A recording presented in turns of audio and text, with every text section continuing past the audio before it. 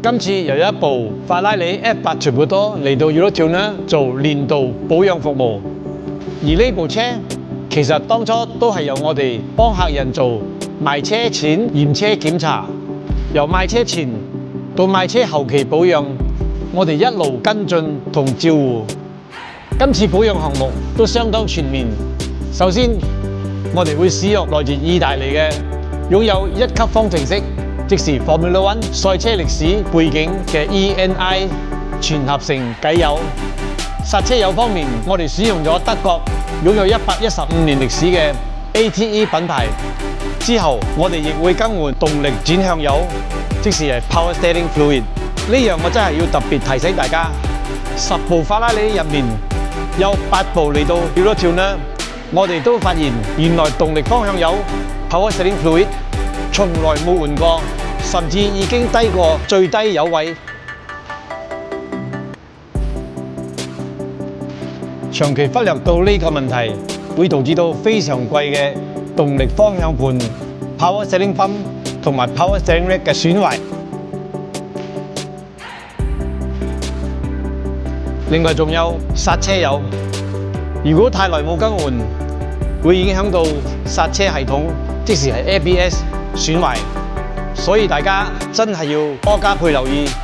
如果唔清楚自己部車嘅狀況，可以嚟到 Eurotuner， 我哋可以幫你免費檢查。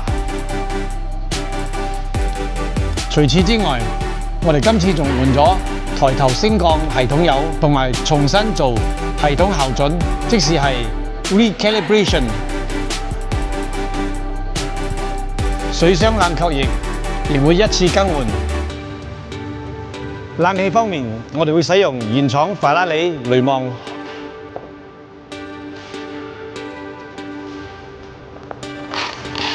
而進氣系統方面，客人亦升級咗意大利嘅 BMC 高性能風格，令引擎呼吸更加順暢，同時保持更耐用性，同埋令所有部件運作更加穩定。同埋 BMC 提升咗40%嘅入風量，比起原廠嘅普通風格。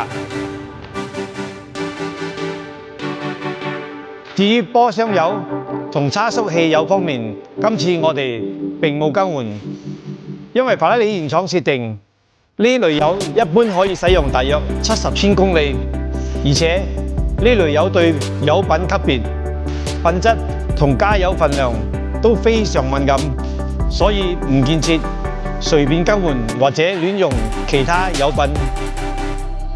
除咗保養之外，今次我哋亦幫客人將時速表由英里 mph 轉換成公里 kmh。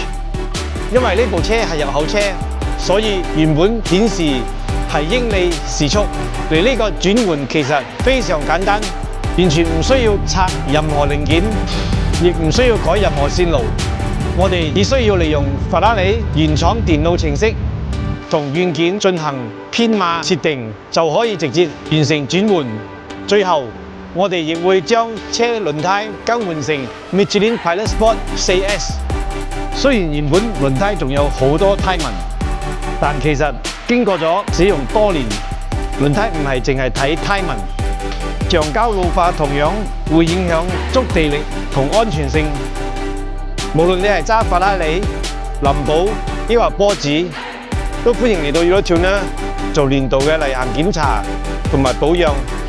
好啦，今日分享到呢度，記得追蹤 Eurotuner，睇更多超跑嘅保養、升級、維修同專業解決方案。